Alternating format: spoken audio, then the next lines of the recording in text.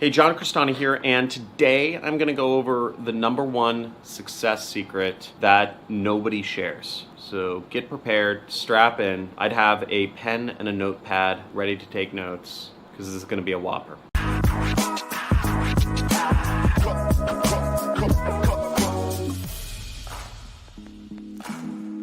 Now, barely anybody takes time to reflect. Most entrepreneurs get lost on the hamster wheel and really never get off to look around. We're taught to hustle, hustle, hustle, and we're never taught to take time to reflect. Now, if you only hustle and you never reflect, you end up hustling on the wrong thing, and you end up using your time inefficiently. You'll also ultimately get burnt out because you'll get worse results since you never take time to look up or look from down on yourself and reflect and analyze the activities you're doing and the results you're getting doing them. If you take time to reflect, you'll see what's going wrong. You'll start spotting patterns and you'll be able to address them and analyze them, be aware of them, and fix them. You can also see the bigger picture to actually know where it is you're ultimately going. This not only helps keep you motivated, but it helps course correct yourself along the way. You can also focus on how what you're doing fits out with your overall goals in life, whatever those may be. I've spoken many times before on how important it is to have specific goals. And you might just find out that what you're doing doesn't work out and it doesn't fit in with your bigger goals, and you might have to get rid of it and switch paths. Only reflection will show you this. But from a personal point of view, I really differentiate reflection versus emotional reaction. And there's a big difference. Now, emotionally reactive approach to something is very different than acting based on reflection. One area which I was able to reflect on myself and what I was doing wrong was I was in Santa Monica. I was drunk at some party with a bunch of fellow entrepreneurs. My friend was driving me from whatever, we're at some bar and we were going to a cigar lounge. And this was a very successful man worth over $10 million, lots of money, he had a big family, big houses. And I went downstairs into the parking garage to get in his car, and he was driving a minivan. This guy, worth millions of dollars, over $10 million, drove a minivan. But not just any minivan. When I got in it, he said, "Oh, I've put special modifications in this minivan to make it go much faster. It's like it's a sleeper." And while that was kind of cool, it was still a minivan. And I asked him, "Why don't you drive an Aston Martin? You can drive any car, you can afford any car you want. Why not an Aston Martin?" Or something like that. And what he told me was, he said, "Well, I can't fit my family in there." And I thought to myself, this is his priority in life, is to have family. And I thought about what my priority in life was. If it was to be a single, to be a bachelor, maybe have a girlfriend or something, but be a bachelor with an Aston Martin, with a Ferrari, with a Lamborghini, or if it was to be a cool dad in a minivan. And I realized that the way I was living my life was I was trying to be the bachelor in the Aston Martin, when really my goal was to be the cool dad in the minivan, or in my case, a truck. So I course corrected. I spent a lot of time and I course corrected. I ended up proposing to my girlfriend at the time, Sarah, and now I have two beautiful daughters and a wife, and I hope I'm the cool dad, but I'm not sure, but we'll see. But that was deep reflection, and I looked at things in perspective to my goals, and I looked at the pattern of what I was doing and where I was headed. Since that time, I also started saving more money, and I started doing a lot of things differently in life, all because of the cool dad in the minivan. But reflection doesn't just pertain to life goals or life direction, it also pertains to your specific numbers in business, in marketing, whether you're doing free traffic sources or paid traffic sources, because you want to be able to identify and cut the losers and scale the winners. I reflect on my numbers regularly in business so I know what's working and what's not. In fact, before I even start doing a marketing campaign, I already know what numbers I'm trying to hit.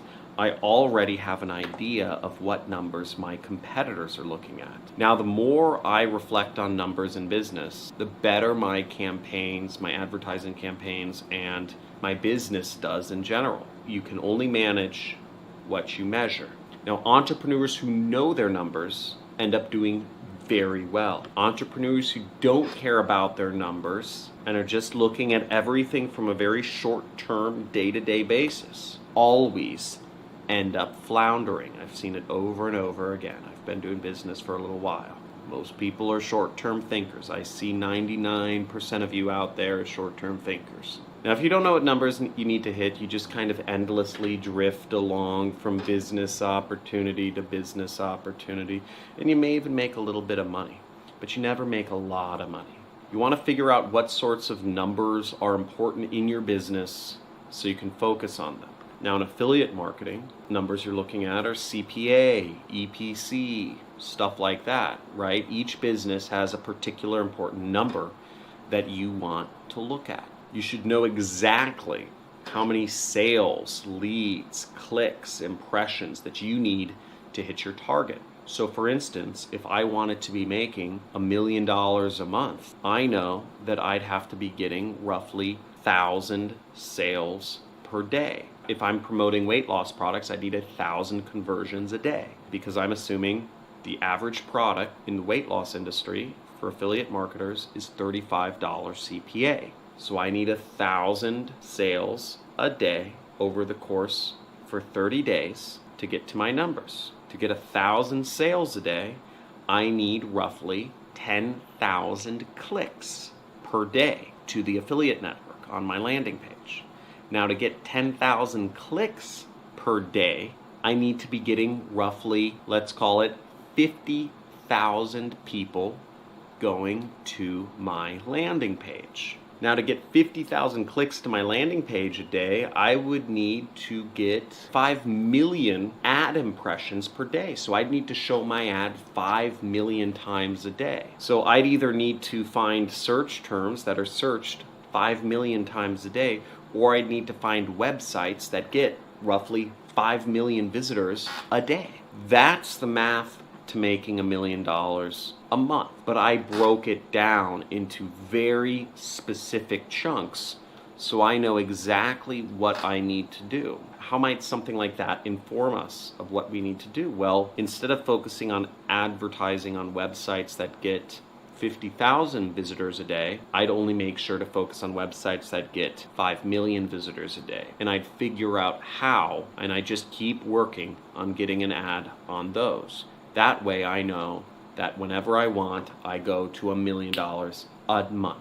Any financial goal can be broken down into these simple things. And last but not least is spend time reflecting with a mentor so they can help you course correct. Review your numbers with a mentor if you're coming up short on them. They can tell you how to improve various numbers so that you get to your targets. The numbers you wanted to improve might not be the most important numbers to improve. For example, you might think you need more leads to get more sales, but they might show you just how you can increase your sales conversion rate. Now you're getting more sales with the same number of leads. And when you increase your leads faster, you'll now be able to get to a higher income level, assuming you're getting paid for those leads. This is the power of having a mentor who can help you with this. And I'd suggest only get a mentor who understands the numbers. Somebody else isn't really worth it. Now, one of my mentors, he recently sold a company for about $50 million. And it was a technology company. He made a lot of money. It was in a similar sector. And he can retire. But, I mean, again, for people who are successful, generally successful people like working. So they don't know what to do. Even when they have a lot of money, they just keep working, right? That's what successful people like, working. Unsuccessful people don't like working, right? I had set a standard of 3 months to find somebody to hire for a technical role in my company. 3 months. That's the time limit I gave myself, and it was a reasonable time limit given other conversations I've had with people who were also looking to hire for this particular technical role in their company. And what I did was after every serious interview that I went through with somebody for this role, I would call up my mentor, or I'd send him an email, or send him notes or something, send him a text, and I'd ask him his thoughts if this person seemed like a good fit to work in my company. Valuable advice, right? Somebody who'd sold his company for $50 million is giving me advice for free. This didn't come through any sort of pre-existing relationship. This came from me doing outreach and creating new relationships. This came from me putting in the effort, from me, respecting that person's time. And now I have somebody who's made tens of millions of dollars to reflect with. Now, how did I show this person I was worth talking to? After my first conversation with any mentor, I do everything they tell me to do. And I only follow up with them once I've done everything that they've suggested I do and gone above and beyond. Now, I've had a number of people ask for me to mentor them, and I've given the same advice. I said, move out to Malibu, California, do affiliate marketing, make your first couple sales, and get a job in the marketing industry. Not wildly complicated things. Nobody's done it. I'd be happy to mentor someone, but they have to do those 3 things for me to even consider it. Most people, they only want to hear advice that resonates with something they already believe in their heart. Most people, way beyond 99% of people, are unwilling to take advice and do things they are uncomfortable doing, even if that person is more successful than them. Whereas in my case, I've trained myself to be able to identify people who are more successful than me. In this case, this person's wealth is public record. Their company sold for over $50 million.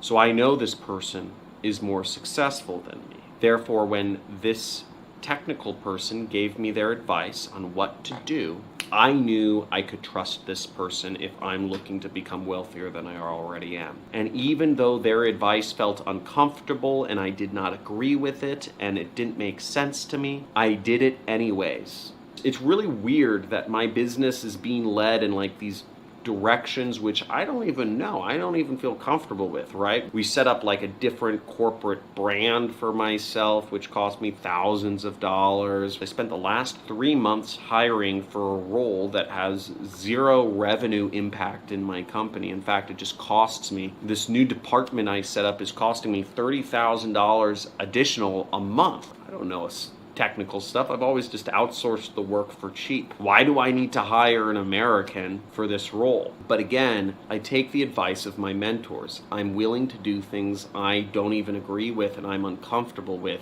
because I trust the process. And the process is to become wealthy beyond your wildest dreams, you need to follow people who have already done it before. And it will probably lead you to do things you've never been willing to do before.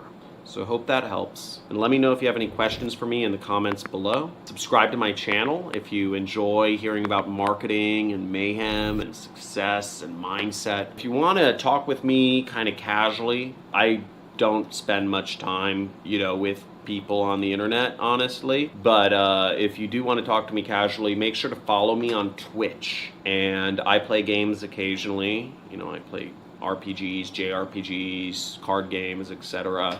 So you can follow me there, and I don't know, maybe we could talk casually. And also, if you want to really learn this stuff, I encourage you to join my Discord chat community. People learn from each other better. People learn from groups better. It's a mixture of one-on-one learning, just knowledge in books, and group learning. So that's what works best. We're social creatures, so I encourage you to join the conversation there and add value. Once you join our chat community, our forum, add value to 3 other people's lives before asking for value in return. Okay? Remember that. Answer 3 people's questions. Help 3 people out before you ask for something. The universe is going to treat you way better if you give value before you ask for value in return. If you notice, before I tune off, I'm wearing a Blue Origin t-shirt right here. I'm wearing a Blue Origin hat. This is Jeff Bezos' space company, which is, the goal is to go out to space, establish a lunar base, and then use that as a launching pad for asteroid mining expeditions. The first trillionaires will come through asteroid mining. The amount of wealth and resources in space are enough to really end all wars and make everybody millionaires on the earth.